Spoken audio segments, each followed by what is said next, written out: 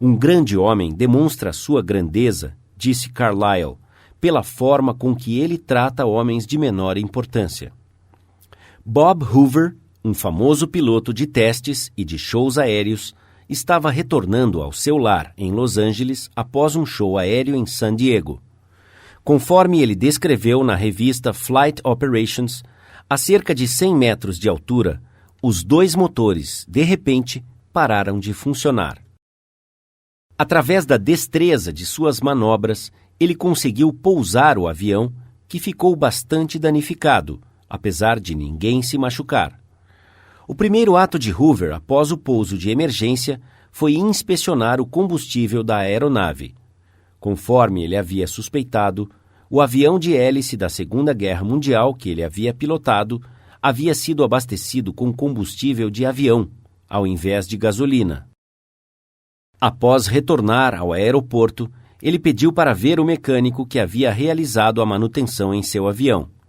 O jovem ficou bastante abalado com o erro que havia cometido. Lágrimas escorriam pelo seu rosto enquanto Hoover se aproximava. Ele havia causado a perda de um avião extremamente caro e poderia ter causado a perda de mais 3 vidas. Você pode imaginar a fúria de Hoover. Podemos até prever a bronca que o mecânico receberia desse piloto orgulhoso e meticuloso por aquele descuido. Mas Hoover não repreendeu o mecânico. Ele nem o criticou. Pelo contrário, ele pôs o seu braço enorme no ombro do jovem e disse: "Para demonstrar que tenho certeza que você jamais fará isso, amanhã quero que você faça a manutenção do meu F-51. Geralmente, os pais são tentados a criticar os seus filhos.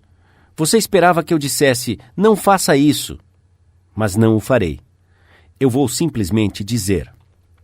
Antes de criticá-los, leia um dos clássicos do jornalismo americano, Father Forgets, O Pai Perdoa. Originalmente, ele apareceu como um editorial no jornal People's Home Journal. Estamos reimprimindo-o aqui, com a permissão do autor, conforme resumido no Reader's Digest. Father Forgets é um daqueles artigos que, elaborados em um momento de profunda sinceridade, toca muitos dos leitores de tal forma que se tornará uma cópia favorita, que será impressa vez após vez e se tornará perene.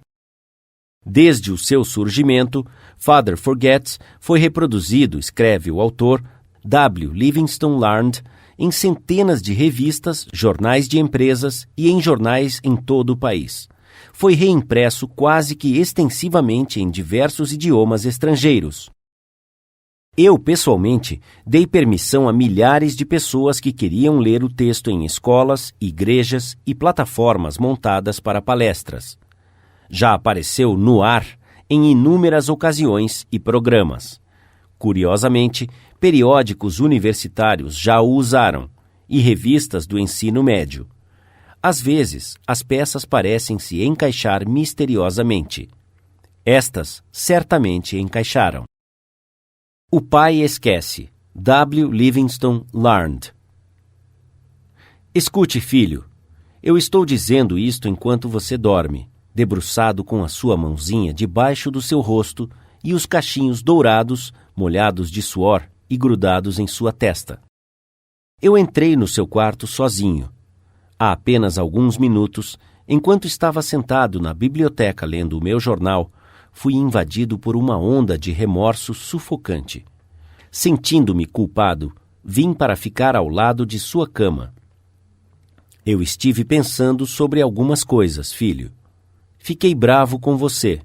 Eu te dei uma bronca enquanto você estava se vestindo para ir à escola, porque você não enxugou o rosto direito com a toalha. Briguei com você por não ter limpado os sapatos. Gritei com muita raiva quando você jogou algumas coisas no chão. No café da manhã, também fiquei irritado. Você derramou algumas coisas. Você engoliu a sua comida. Você colocou os cotovelos sobre a mesa. Você colocou muita manteiga em seu pão. E quando você saiu para brincar e eu para pegar o meu trem, você virou para mim e acenou e disse, "Tchau, papai." E eu fechei a cara e respondi, Endireite as suas costas. Depois, tudo recomeçou no final da tarde. Enquanto eu subia a rua, vi você ajoelhado brincando com bolinhas de gude. Havia buracos em suas meias. Eu te humilhei na frente dos seus amiguinhos e te fiz entrar em casa antes de mim. Meias são caras, e se você tivesse que comprá-las, você seria mais cuidadoso. Imagine isso, filho, vindo de um pai. Você se lembra, mais tarde, quando eu estava lendo na biblioteca, como você entrou timidamente, com um olhar de mágoa em seus olhos? Quando olhei por cima do meu jornal, incomodado com a interrupção, você hesitou à porta. O que você quer? Perguntei irritado. Você não disse nada, mas correu e atirou-se ao redor de meu pescoço e beijou-me, e os seus pequenos braços apertavam com o afeto que Deus havia colocado em seu coração e que nem a negligência poderia apagar. E então você sumiu, subindo os degraus da escada. Bem, filho, foi logo depois que o jornal escapou das minhas mãos e um medo terrível tomou conta de mim. O que o hábito estava fazendo comigo? O hábito de encontrar falhas, de repreender. Esta foi a minha recompensa a você por ser menino. Não é que eu não te amava, é que eu esperava muito da juventude. Eu estava te medindo com a mesma medida com que fui medido na minha vida.